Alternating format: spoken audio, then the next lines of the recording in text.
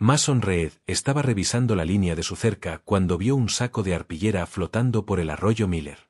Pensó que solo eran trapos viejos hasta que una pequeña mano salió y una voz apenas más fuerte que un susurro dijo: «Mamá». Lo que sacó de aquel saco lo cambiaría todo. El sol de la mañana apenas asomaba sobre las colinas de Texas cuando Mason Reed ensilló a su viejo caballo, Thunder. Iba a ser otro largo día revisando postes de cerca y reparando el alambre en el rancho Double Bar. A los 45 años, Mason llevaba más de una década haciendo la misma rutina. Desde que perdió todo lo que le importaba, su esposa Emily y su pequeño hijo habían muerto en un incendio 10 años atrás. Mason nunca volvió a ser el mismo. Se mantenía apartado, trabajaba duro y trataba de no pensar en lo que su vida podría haber sido. Mason era un hombre alto, con manos curtidas y ojos bondadosos que habían visto demasiado dolor. Los otros rancheros lo respetaban, pero sabían que era mejor no acercarse demasiado. Había construido muros alrededor de su corazón tan gruesos que nada podía atravesarlos. O eso creía. Mientras cabalgaba junto al arroyo esa mañana, revisando si había roturas en la cerca, notó algo flotando en el agua lenta. Al principio pensó que solo era basura arrastrada desde río arriba.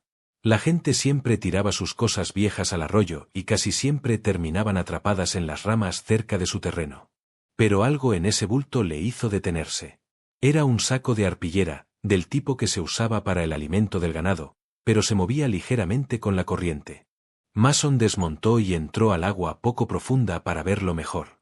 El saco estaba atado arriba con una cuerda áspera y era más pesado de lo que esperaba. Cuando lo levantó del agua, escuchó algo que hizo que la sangre se le helara. Era un sonido tenue, casi inaudible sobre el murmullo del arroyo, un gemido, un llanto tan débil que podría confundirse con el viento. Las manos de Mason temblaban mientras desataba con cuidado la cuerda. Lo que vio dentro de ese saco mojado y sucio lo perseguiría toda su vida. Era una bebé, quizá de 8 o 9 meses, con el cabello rubio enmarañado y los labios azules. Su pequeño cuerpo estaba helado como el hielo y respiraba con dificultad. Pero cuando vio el rostro de Mason mirándola, abrió los ojos y susurró la palabra que le rompió el corazón en 1000 pedazos. «Mamá». Por un momento, Mason no pudo moverse. Se quedó parado en el arroyo sosteniendo a esa niña moribunda, recordando a su propio bebé, que había llamado por él en sus últimos momentos 10 años atrás. Pero esta vez era diferente. Esta vez podía hacer algo. Esta bebé estaba viva y lo necesitaba. Mason envolvió a la pequeña en su pesado abrigo y volvió a montar a Thunder. Nunca había cabalgado tan rápido en su vida. La niña se debilitaba por minutos. Su respiración era superficial y su piel se ponía azul del frío. Mason la apretó contra su pecho, tratando de compartir su calor mientras Thunder galopaba hacia el pueblo. «Aguanta, pequeñita», murmuró. «Solo aguanta». Los diminutos dedos de la bebé se aferraron a su camisa, y lo miró con ojos que parecían demasiado viejos para un rostro tan pequeño. Estaba luchando por vivir, y Mason iba a asegurarse de que ganara esa lucha. Cuando entraron en el pueblo, la mente de Mason iba a 1000. ¿Quién podía hacerle algo así a una criatura inocente? ¿Qué clase de monstruo mete a un bebé en un saco y la arroja al arroyo para que muera? Pero esas preguntas tendrían que esperar. Lo único que importaba era llevar a la niña al consultorio del Dr. Michael Stone. Mason nunca había sido un hombre de rezar, pero se encontró suplicándole a Dios que los dejara llegar a tiempo. Los ojos de la pequeña se cerraron justo cuando Mason llegó a la calle principal. Por un momento aterrador pensó que ya era tarde, pero entonces ella inhaló otra vez y su manita apretó su dedo. Seguía luchando. Mason dio una última patada a los costados de Thunder y corrió hacia el consultorio del médico al final de la calle.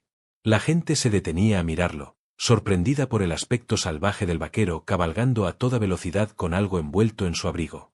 Pero Mason no se preocupaba por nada excepto por la vida preciosa que llevaba en brazos. El consultorio del Dr. Stone estaba en la esquina de Main y Church Street, un pequeño edificio blanco con una cruz roja en la puerta. Mason solo había estado allí una vez antes, cuando un caballo le había dado una patada y necesitó puntos de sutura. Nunca le gustaron los doctores, pero el Dr. Stone tenía fama de ser bueno con los niños. Mason rezó para que esa reputación fuera cierta mientras bajaba del caballo y corría a la puerta. La bebé estaba tan quieta que Mason tuvo que acercar la oreja a su boca para asegurarse de que aún respiraba. Su aliento cálido contra su mejilla le dio un rayo de esperanza. Estaba viva. Iba a lograrlo. Tenía que lograrlo. Porque en solo 20 minutos, esa niña abandonada ya había comenzado a sanar algo en el corazón roto de Mason que él creía muerto para siempre. Cuando Mason irrumpió por la puerta del Dr. Stone con una niña agonizante, no tenía idea de que ese momento lo pondría en rumbo de colisión con la familia más poderosa del pueblo, y con un secreto que podría destruirlo todo. El Dr. Michael Stone levantó la vista de su café matutino cuando Mason Reed irrumpió en su consultorio como un hombre poseído. El rostro del vaquero estaba pálido como la escarcha y sostenía algo envuelto en su abrigo como si su vida dependiera de ello. «Doc, tiene que ayudarme», jadeó Mason, aún sin aliento tras la carrera. «La encontré en el arroyo. Apenas respira». El Dr. Stone llevaba 20 años practicando medicina en ese pequeño pueblo de Texas, y había visto muchas emergencias. Pero cuando Mason indicó el pequeño bulto y reveló a la niña medio muerta, hasta el médico más experimentado sintió que el estómago se le hundía. La niña estaba azul alrededor de los labios, su piel tan fría como el mármol, y su respiración tan superficial que casi no se veía. «Póngala sobre la mesa, ahora», ordenó el doctor. Su trato amable desapareció, reemplazado por profesionalismo urgente. Mason depositó a la niña con cuidado, sus grandes manos sorprendentemente delicadas al alisar su cabello enmarañado. Los ojos de la bebé se abrieron un momento, dejando escapar un gemido suave que cortó el corazón de ambos hombres. «¿Cuánto tiempo estuvo en el agua?», preguntó el doctor mientras agarraba su estetoscopio y unas mantas calientes. Mason negó con la cabeza, la voz espesa de emoción. «No lo sé, Doc. Pudo haber sido minutos u horas. Estaba metida en un saco de alimento, flotando como basura». La siguiente hora fue la más larga en la vida de Mason. El Dr. Stone trabajó con la intensidad de un hombre peleando contra la muerte misma. Envolvió a la bebé en mantas calientes, revisó su temperatura, escuchó su pequeño corazón y examinó su cuerpo diminuto en busca de heridas. Mason se negó a irse. Deambulaba por el consultorio como un animal enjaulado, sobresaltándose con cada sonido que hacía la bebé. «Tiene hipotermia», explicó el doctor. «Su temperatura está peligrosamente baja y está deshidratada, pero es una luchadora. Ya puedo verlo». Fue durante esa crisis cuando llegó Grace Harper. La maestra de 35 años pasaba frente al consultorio camino a la tienda cuando oyó el alboroto dentro. Grace era conocida por ser una mujer amable y reservada desde la muerte de su esposo en un accidente minero 5 años atrás. Pero lo que casi nadie sabía era que Grace también había perdido una hija de 6 meses por fiebre. Había jurado no volver a cargar un bebé. El dolor era demasiado profundo. «Dr. Stone, ¿todo está bien?», preguntó Grace desde la puerta. Cuando vio a la pequeña en la mesa, llevó la mano a la garganta. Por un instante no pudo respirar. La niña se veía tan pequeña, tan desvalida, igual que su propia hija. «Grace, gracias a Dios que estás aquí», dijo el doctor sin apartar la vista del paciente. «Necesito tu ayuda. Esta bebé requiere cuidados constantes y tengo otros pacientes. Eres la única mujer en la que confío para algo tan delicado». Grace quiso huir. Cada instinto le gritó que se alejara antes de que su corazón volviera a romperse. Pero cuando la niña abrió los ojos y la miró directamente, Grace sintió que algo en su interior, algo que creía muerto, despertaba. «¿Qué le pasó?», preguntó, acercándose a pesar del terror. Mason habló desde su rincón, con la voz áspera de ira. «Alguien la metió en un saco y la tiró al arroyo Miller para que muriera. ¿Qué clase de monstruo hace eso?». El Dr. Stone logró estabilizar la temperatura de la bebé. Su respiración se fortalecía por horas. «Va a necesitar cuidados constantes los próximos días», explicó a Grace. «Alimentarla cada 2 horas, mantenerla caliente, vigilar signos de neumonía o fiebre. No puedo hacerlo solo. Y Mason parece que no ha dormido en una semana». Mason frunció el ceño ante la sugerencia de que él no podía encargarse, pero un vistazo a sus manos temblorosas decía la verdad. Tenía miedo de cometer un error. Grace se encontró asintiendo antes de pensarlo. «La ayudaré», susurró, preguntándose al instante si estaba cometiendo el mayor error de su vida. Pero cuando el doctor colocó a la bebé en sus brazos, algo mágico ocurrió. La niña, que había estado inquieta, se calmó de inmediato. Su pequeña mano se cerró sobre el dedo de Grace y emitió un suave gorjeo que era la música más hermosa que Grace había escuchado. Mason observó sorprendido mientras Grace tarareaba una suave canción de cuna que venía de algún rincón profundo de su memoria. Los ojos de la bebé se fueron cerrando y, por primera vez desde que salió del arroyo, sonrió. Fue apenas un leve gesto, pero suficiente para hacer llorar a ambos adultos. «Le gustas», dijo Mason en voz baja. Grace asintió, incapaz de hablar. Durante los siguientes 3 días, Mason y Grace se turnaron para cuidar a la bebé. Mason aprendió a cambiar pañales con sus torpes manos de vaquero, y Grace le enseñó a probar la temperatura de la leche en su muñeca. Apenas hablaban al principio, temerosos de encariñarse demasiado con una niña que podrían perder en cualquier momento. Pero con el paso de los días, mientras la bebé se fortalecía, comenzaron a abrirse. «Yo tuve una hija», confesó Grace la segunda noche, alimentando a la bebé a la luz de una lámpara.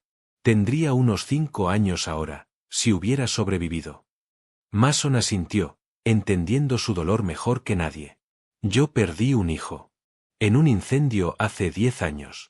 Pensé que nunca podría estar cerca de un niño otra vez, pero esta niña es diferente». La bebé terminó su biberón y levantó la mano hacia el rostro de Grace, tocando sus lágrimas. Grace ni se había dado cuenta de que lloraba.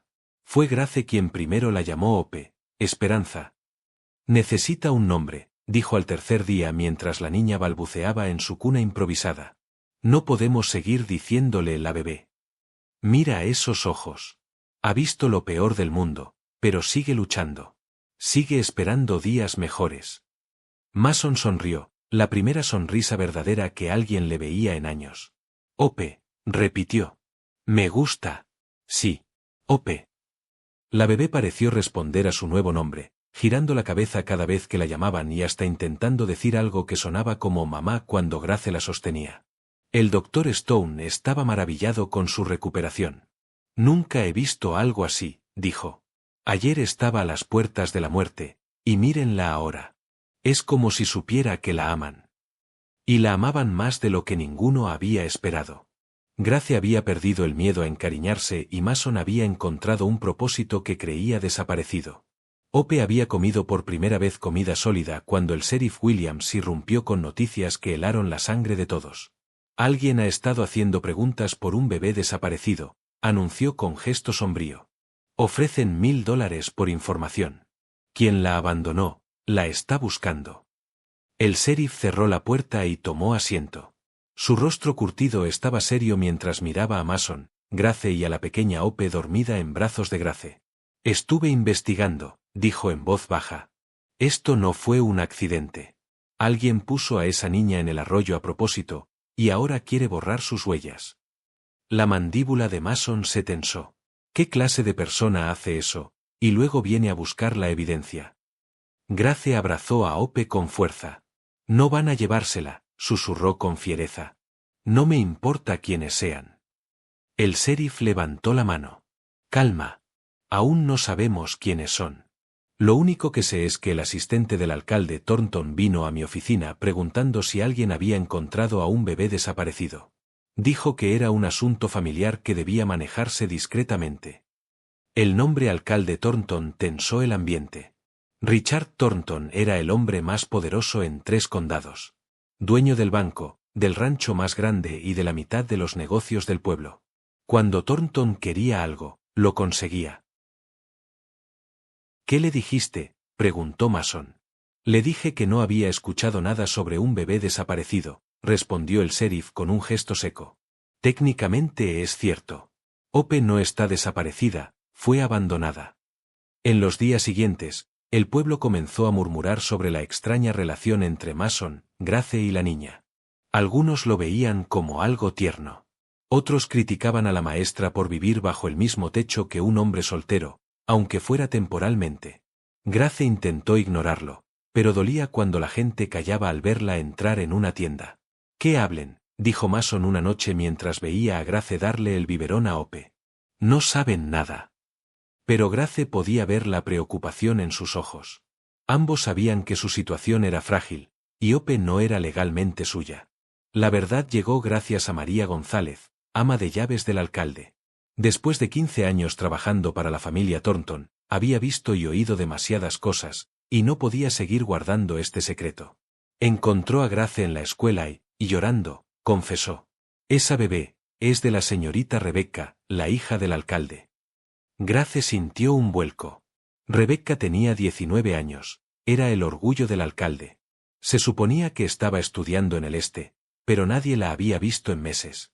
«¿Rebecca tuvo un bebé?», preguntó Grace. María asintió. La familia estaba avergonzada. Un bebé sin marido arruinaría su reputación. La mandaron lejos y le dijeron que la bebé había muerto al nacer. Ella lloró por semanas creyendo que su hija estaba muerta, pero la niña vivió. Y el alcalde pagó a un hombre para que se encargara del problema. Lo escuché. Dijeron que la bebé estaría mejor muerta que siendo una vergüenza. Mason sintió náuseas. Así que tiraron a Ope al arroyo, y ahora la buscan porque temen que los descubran. María afirmó con un sollozo. Grace miró a Ope, que reía mientras trataba de agarrar su cabello. En una semana, esta niña se había convertido en el centro de su mundo. «No se la llevarán», dijo Grace con firmeza. «Tendrán que pasar sobre mí», añadió Mason. Pero sabían la verdad: contra el poder del alcalde, apenas tenían amor. Y a veces el amor no era suficiente. Ope comenzó a llamar mamá a Grace, y a Mason papá. Estaba floreciendo bajo su cuidado. La idea de perderla les destrozaba el alma. El miedo creció cuando vieron la carreta del alcalde entrar al pueblo. Y entonces llegó el enfrentamiento. El alcalde Richard Thornton entró al consultorio con su hija Rebecca, demacrada y temblorosa. Mason se interpuso instintivamente entre ellos y Grace, que sostenía a Ope. «Sr. Reed», dijo el alcalde. «Tiene algo que pertenece a mi familia». «Tengo una niña que fue dejada para morir», respondió Mason. «Si pertenece a alguien, es a quienes la salvaron». El alcalde apretó la mandíbula. «Es mi nieta. Vendrá con nosotros. Le daremos una vida adecuada». Ope, asustada por la voz fuerte, se acurrucó en Grace y comenzó a llorar. Rebecca dio un paso adelante. Puedo cargarla». Grace, dudosa, intentó entregarle a Ope. Pero la niña estalló en llanto desesperado. «Mamá, mamá», sollozaba, agarrándose de Grace en pánico. Rebecca rompió a llorar. «No me conoce, mi propia bebé no me conoce». Miró a su padre con ira. «Me dijiste que había muerto. Me dejaste llorarla, mientras estaba viva». El alcalde gruñó. «Hice lo correcto. Ahora podemos arreglar esto. El juez Parker ya está de mi lado. La niña viene con nosotros». Mason dio un paso al frente, con las manos apretadas en puños. «Tiraste a este bebé como basura. Pagaste para que la mataran. Y ahora la quieres de vuelta porque estás preocupado por tu reputación». Su voz subía con cada palabra. «Ella no es propiedad. Es una niña pequeña que ha sido amada y cuidada. Y es feliz». «¿Feliz?», se burló el alcalde Thornton. «Viviendo en la pobreza con gente que no tiene ningún derecho legal sobre ella. Yo puedo darle todo. Una mansión, tutores privados, la mejor ropa y un futuro con el que la mayoría solo puede soñar». Grace sostuvo a Ope con más fuerza mientras la bebé seguía extendiendo sus bracitos hacia ella, llorando suavemente. «Ella tiene amor», dijo Grace simplemente. «Eso vale más que todo tu dinero». Rebecca miraba a Ope con una mezcla de anhelo y dolor en el pecho. «La quiero de vuelta», dijo de pronto. «Es mi hija. Yo la di a luz. La llevé dentro de mí durante 9 meses. Yo también tengo derechos». Pero incluso mientras decía esas palabras, su voz no tenía convicción. Ope seguía aferrándose a Grace, llamándola mamá entre sollozos. El doctor Stone había estado observando en silencio desde una esquina. «La niña ha formado vínculos muy fuertes», dijo profesionalmente. «Separarla de las únicas personas que conoce podría causarle un trauma emocional serio». El alcalde Thornton agitó la mano con desprecio. «Los niños se adaptan. Es lo suficientemente pequeña para olvidar a esta gente y vincularse con su verdadera familia». Nosotros somos su verdadera familia, dijo Mason con fiereza. Los que le salvamos la vida, los que pasamos noches enteras cuidándola cuando estaba enferma, quienes le enseñamos a sonreír otra vez. La sangre no hace una familia. El amor sí. La habitación cayó en silencio excepto por los suaves gemidos de Hope mientras se acurrucaba en el cuello de Grace. El alcalde Thornton sacó un documento legal de su abrigo. El juez Parker verá este caso en 3 días. Les sugiero disfrutar el tiempo que les queda con la niña. Miró a su hija con severidad. Rebecca, nos vamos. Ya viste al bebé. Ahora volvamos a casa a prepararnos para la audiencia de custodia. Mientras los Thornton se marchaban, Rebecca se volvió una vez más. Hope había dejado de llorar y la observaba con sus curiosos ojos azules. Te quiero, susurró Rebecca a su hija. Aunque aún no lo sepas. Pero cuando estiró la mano hacia ella, Hope se giró y se acurrucó más contra Grace. Esa noche, al acostar a Hope en su cuna, la bebé estaba inusualmente apegada. No quería que Grace se fuera, extendiendo sus bracitos cada vez que ella intentaba alejarse. Está bien, cariño, murmuró Grace acariciando su suave cabello. Mamá no va a ninguna parte. Pero mientras decía esas palabras, Grace susurró un secreto que cambiaría todo. Tengo algo que podría salvarnos a todos. Algo que nunca le conté a nadie sobre el padre de Rebecca. El día del juicio.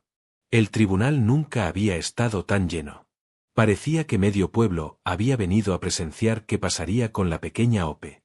El juez Parker, un hombre justo de unos 60 años, con ojos bondadosos y cabello gris, miró la sala abarrotada y golpeó su mazo. Esta es una audiencia de custodia, no un circo, anunció. Mantendré el orden o despejaré la sala. El alcalde Thornton se sentó en la mesa principal con su abogado de Dallas, un hombre elegante que parecía capaz de quitarle el tridente al diablo con argumentos. Rebecca estaba junto a ellos, pálida y nerviosa, retorciendo las manos. Al otro lado estaban Mason, Grace y Tom Bradley, el único otro abogado del pueblo, que usualmente solo manejaba testamentos y disputas de propiedades. Hope estaba entre ellos, en brazos de Grace, jugando con un juguete de madera que Mason había tallado para ella. El abogado de Dallas comenzó con seguridad. Su señoría, este es un asunto simple de derechos familiares. Mi cliente, el señor Richard Thornton, busca la custodia de su nieta, quien correctamente pertenece con sus parientes de sangre. El juez Parker tomó nota y preguntó sobre cómo la niña fue encontrada en Miller's Creek. El abogado vaciló un instante. Hubo un trágico malentendido, su señoría. Luego habló Tom Bradley. Ese malentendido casi le cuesta la vida a una bebé inocente. Mientras él hablaba, Hope miró a Grace y dijo claramente: «Mamá». Luego miró a Mason, le dio una palmadita y balbuceó feliz. Varias personas sonrieron, el alcalde Thornton no. El testimonio de Rebecca. Rebecca subió al estrado, temblorosa. Ella es mi hija, dijo suavemente. Pensé que había muerto. Mi padre me dijo que hubo complicaciones. Cuando Tom Bradley le preguntó cuántas veces había visitado a la niña desde que fue encontrada, Rebecca murmuró: «Esta es la primera vez, desde que nació». «¿Y qué pasó cuando intentó sostenerla ayer?» Rebecca soltó un llanto suave. Ella lloró. No quería estar conmigo. Llamaba mamá a la otra mujer. El testimonio de Mason. Su señoría, comenzó Mason, sé que soy solo un ranchero. No tengo dinero ni educación, pero sé amar a un niño. Perdí a mi propio hijo hace 10 años. Pensé que mi corazón estaba muerto, pero entonces encontré a Hope en ese arroyo. Su voz se quebró. Ella me llama papá. Y cada vez, sana un pedazo de mí.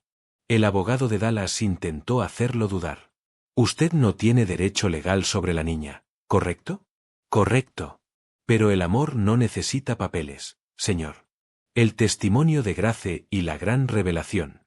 Grace habló de cómo había perdido a su propia hija, de cómo Hope la había devuelto a la vida. Entonces soltó la bomba. Su señoría, yo fui maestra de Rebecca. Sé por qué huyó de su casa. No fue por educación, fue porque su padre la golpeaba. La sala explotó en murmullos. El alcalde Thornton gritó: «Eso es una mentira». Pero Rebecca rompió en llanto. «Es verdad», susurró. Me golpeó cuando le hablé del bebé. La sala quedó en shock.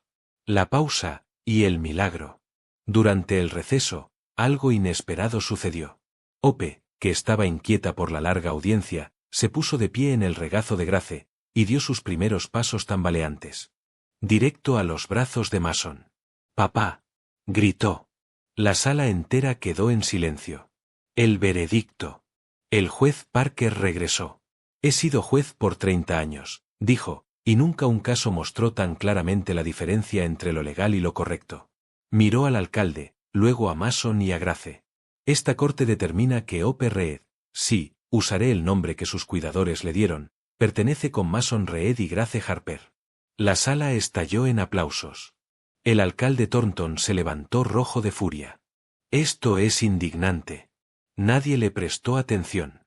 Rebecca se despide. Y empieza a sanar. Rebecca se acercó con lágrimas. «¿Puedo despedirme?». «Por supuesto», dijo Grace. Rebecca acarició la mejilla de su hija. «Te quiero, Emma. Quiero que seas feliz. Ellos te salvaron. Ellos te aman». Luego miró a Mason y Grace. «Quiero ser parte de su vida, aunque no como su madre. ¿Puedo visitarla?». Grace tomó su mano. «Siempre serás bienvenida. Ella debe conocer toda su historia». 6 meses después, la boda. El pueblo entero se reunió para la boda de Mason y Grace. Ope fue la niña de las flores, caminando y parloteando sin parar. Cuando el pastor preguntó si alguien se oponía, Ope gritó: «¡Mamá! ¡Papá!». Todos rieron. Rebecca lloró de felicidad desde la tercera fila. Años después, una vida llena de amor. Ope creció fuerte, feliz, segura. Cuando alguien le preguntaba por sus padres reales, siempre señalaba a Mason y Grace. «Ellos son mis verdaderos mamá y papá. Me eligieron cuando todos los demás dijeron que no». Rebecca se convirtió en maestra. El alcalde Thornton perdió el respeto del pueblo. El hombre que abandonó a Ope fue arrestado. El 5º cumpleaños de Ope. Ese día, rodeada de su familia, Ope dijo antes de soplar las velas: «No necesito pedir un deseo. Ya lo tengo todo. Tengo una mamá y un papá que me aman. ¿Qué más podría querer?». Esa noche, Ope pidió como siempre: «Mamá, cuéntame la historia de cómo tú y papá me encontraron». Grace sonrió. Había una vez un valiente vaquero que escuchó una vocecita llamando desde el arroyo. Y Ope se durmió sabiendo que estaba exactamente donde debía estar. Rodeada de amor, elegida por corazones que nunca se rindieron.